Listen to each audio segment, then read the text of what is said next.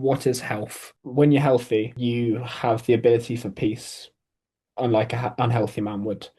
And there's this beautiful quote that I don't know where it's from, but it was on Riyadh's Instagram, and it says, "Peace is happiness in digestion."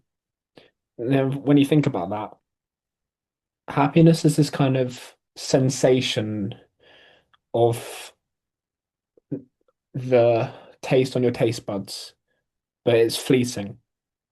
And peace is this process of getting that happiness and then digesting it Mm, like a healthy, mm, and then you feel dividends.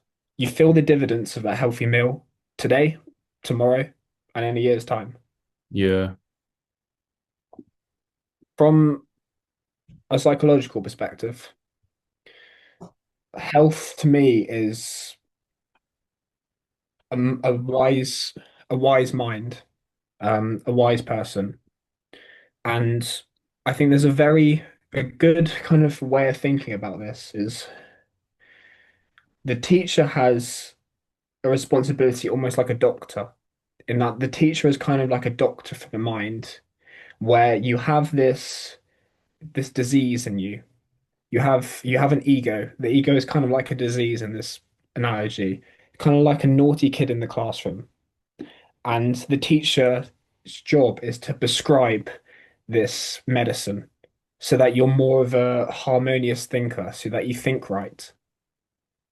And James Hollis speaks on the symptoms that are, I think he says, we have these symptoms that are inclinations that our psyche is not amused by our choices. Mm, So maybe, maybe you're thinking through ego and you make some bad decisions. And that's why we need this mentor, we need this teacher that can cure our way of thinking.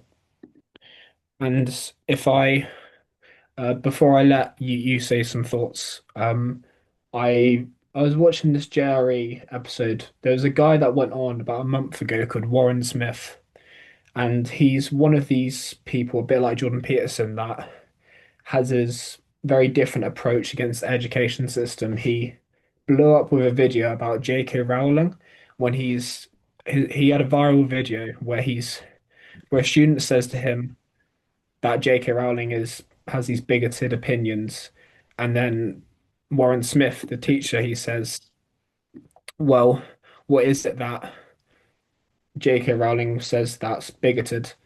And then the student says, "Oh well, she says some things about transgender people."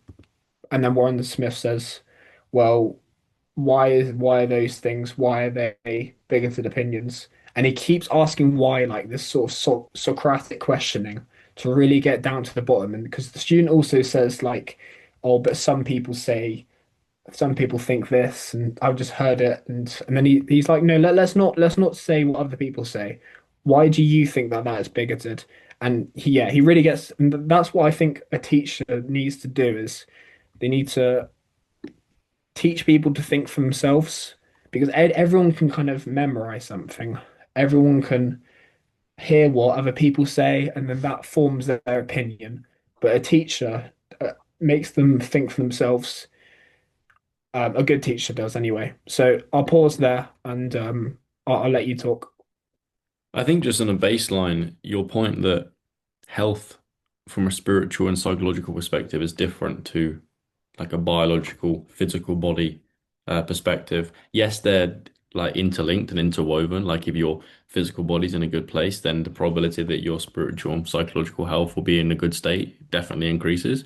Um, but they can't be treated the same. It's you're not gonna, you could be physically healthy, but you're not going to be by default spiritually healthy as a consequence of that. And I think, if anything, the physical health stuff comes from a foundation of the other two. Like you have to have the mindset and the faith that it's right to look after yourself. Um, and so this is something that's really important to think about. I do think that spiritual health is about presence, and I guess presence and peace can be interwoven or related because when you're present, you naturally have a state of peace. When you're in the now, when you're not flickering between past realities and future anxieties, there is peace because the moment is what it is. That there isn't necessarily bad or emotionally disruptive. Emotions just come from our perception of things, I guess. The now is just what it is. It's just the moment. It's just that stillness. And then, yeah, I think you're right about psychological health being wisdom. And I put here self-acceptance, the absence of ego, the absence of psychic conflict, that clarity of mind, I guess. And wisdom is about clarity. Wisdom is not about knowing everything. It's just knowing this kind of the the philosophies and the thought processes that are most true to you and most concrete and defined and understandable for you to go out in life. I think the wisest person is not the intellectual that knows everything. The wise person is the one that accepts their reality and themselves and how they think about that and how they respond and relate to the world. Um, and I like your analogy about teachers and mentors being doctors of the mind. And we're not talking about teachers as in like, your primary school maths teacher that taught you fractions. A teacher can be that random person you had a conversation with in the coffee shop that was older than you and had stories to tell, or like a mentor in a kind of skill that you want to develop.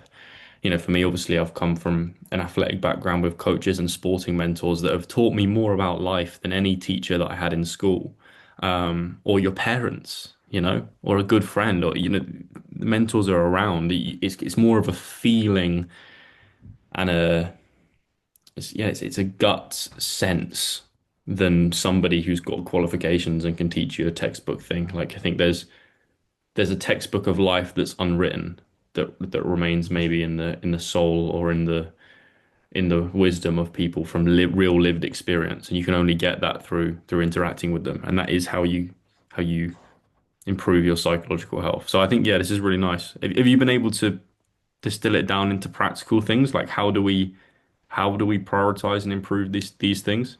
How do we seek out the right teachers? How do we know who a teacher is? What I would, yeah, what comes to mind would be live like everyone's a mentor. Everyone knows something you don't. Hmm. And like Socrates' belief is that he knew that he knew nothing. Hmm. If everyone knows something that you don't, if you treat everyone like a mentor, then you can learn the very specific thing that that person's lived through and how he grew up in this area in Liverpool and how he can help fix your car because you don't really know anything about that. I think it's this, yeah, this eternal student, and I think someone needs to do a diagram on how the spiritual health, mental health, and physical health kind of interlink like a triangle. Like I think you're right in that all three kind of affect each other, and that if you a strong body would equal a strong mind, but a strong mind might equal a good spirit, and then a strong spirit would equal a good body. I think someone needs to figure that out, do like a nice little symbol for that. Well, one thing that I just thought to jump in there that's really important and related to what you just said is the concept of an anti-role model that we've just stolen straight from Chris Williamson from the Modern Wisdom podcast. We might have discussed it before in previous episodes, but the idea that even if somebody doesn't live a desirable life for you or isn't or doesn't possess desirable traits that you'd like, you can still learn from them. And the way you do Mm. that is by watching, paying attention. How do they speak? How do they think? How do they act? What consequences does that lead to down the line? Is that something you'd like to replicate? If not, then what's the opposite to that? Or what's something that's far enough away from that that you know that the outcome is more likely to be positive? Like that's a real thing too, because like Chris Williamson said when he developed this theory, is you might be in a situation where there isn't anybody around you that you really want to be like. But there will be definitely more likely to be people around you don't want to be like. And then what are their patterns that you'd rather avoid? Um, so I think that's right. Everyone can be a teacher in their own way if you pay enough attention, if you listen. And that then comes back to peace and presence because you can only really listen that intently if you're here right now.